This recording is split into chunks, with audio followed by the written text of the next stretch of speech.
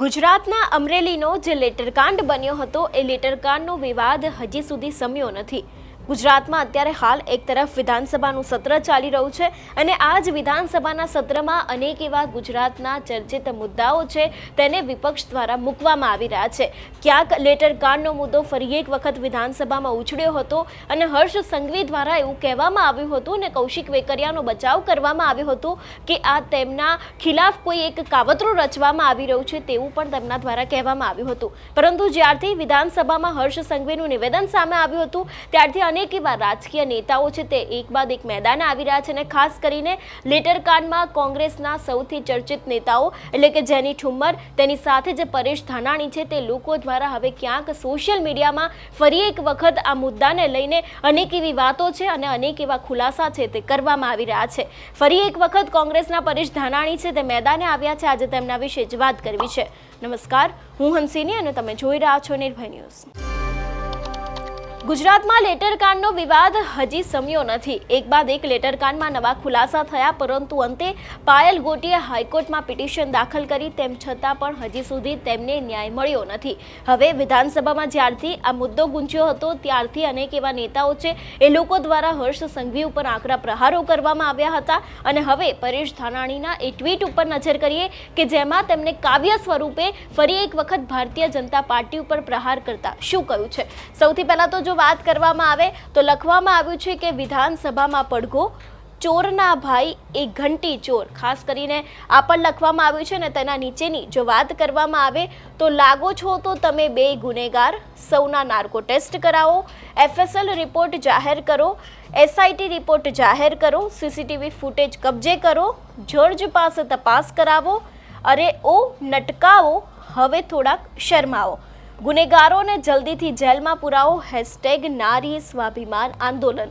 જે પ્રમાણે અહીંયા 4 સવાલો કરવામાં આવ્યા છે। નાર્કો ટેસ્ટ છે તે પણ અત્યારે હાલ સૌથી ચર્ચિત વિષય બન્યો હતો। જે તે સમયે અમરેલીનો લેટરકાંડ આવ્યો હતો એ સમયે તેની સાથે જ કહેવામાં આવ્યું છે કે FSLનો જે રિપોર્ટ છે એને પણ જાહેર કરવામાં આવે, SITનો રિપોર્ટ જાહેર કરવામાં આવે, દરેક CCTV ફૂટેજ જાહેર કરવામાં આવે અને આ જ દરેકની જજ પાસે તપાસ કરાવવામાં આવે તેવી માંગ અત્યારે હાલ પરેશ ધાનાણી દ્વારા પોતાના સોશિયલ મીડિયાના મારફતે કરવામાં આવી છે।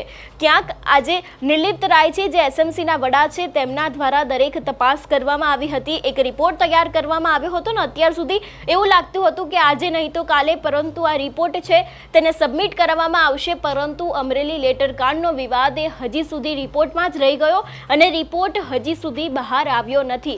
સવાલો અનેક થઈ રહ્યા છે કે શા માટે થઈને નિર્લિપ્ત રાયે આટલી બધી તપાસ કરી હતી। જે તે સમયે તેમના દ્વારા પાયલ ગોટીને લઈને તપાસ કરવામાં આવી હતી, અનેક એવા લોકોના નિવેદનો લેવામાં આવ્યા હતા।